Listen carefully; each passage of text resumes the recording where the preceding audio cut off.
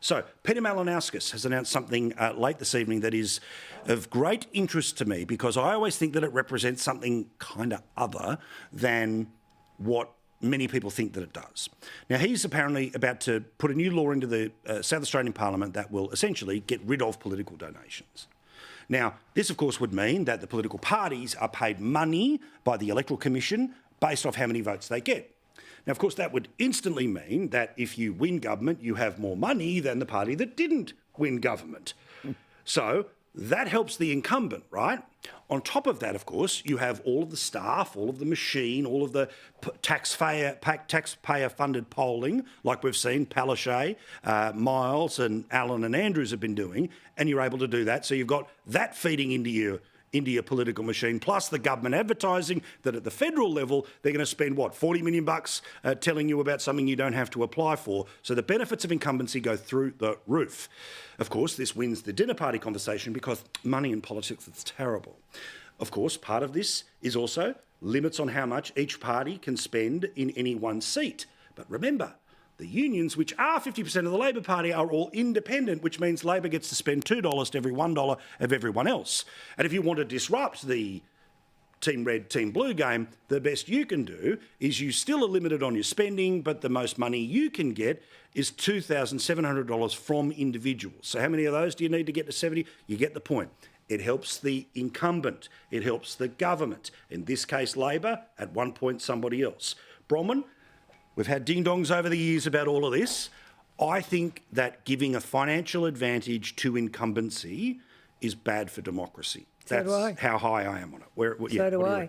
And I think the idea of eliminating donations just widens the gap between those who are in power or elected even in opposition, from the people who are being governed. 100%. I've always felt that industry had an obligation to make a contribution because that was part of being a good moral citizen, and to contribute where they believe the right policies lie. In latter times, they kind of split it, some for you and some for you. But at least they're having to justify that they're giving it. Yes. I loved it when the Teals said, no donations except for us. Yeah, of course. That of course, was different. But I really do. And then you're owned by the government. The government is paying for everybody. And it's wrong. It's morally wrong in a democracy. I do think it's that high. And, I don't normally play the democracy card for the sake of entertaining you. That's what they do about Trump on Lefty TV. Here's what the South Australian Premier had to say tonight. I am not talking about capping political donations. I'm not talking about limiting the number of donations or restricting where donations come from. Nor am I announcing a new transparency regime around electoral donations. Because tonight, I announce that we seek to ban all political donations. I don't care if you're a cigarette company or a shoe store, whether you burn fossil fuels or you campaign against them, whether you're a business or you're a trade union. Political donations are out under the model I release tonight. Stephen, it's all good if it's your side, and this is your side, but I think this sort of stuff, I think there is a problem with this. I know I'm in about a 0.1 of 1% people who agree. It's me and Bronwyn, but I think this stuff's bad. I think all it does is brick in an existing power base of the government of the day.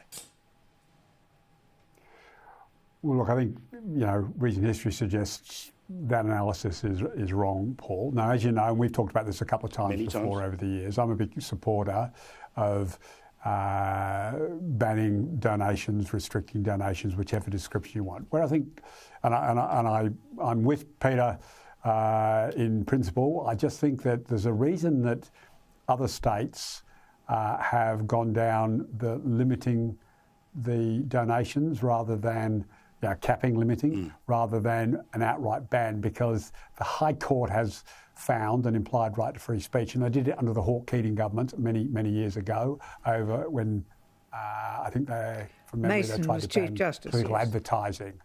Yeah, so they found an implied right to free speech, and I think a couple of times now there have been challenges in New South Wales to the laws, but because they've been crafted in a way that have allowed some donations, as in capping per electorate type thing, the High Court has found in favour of that.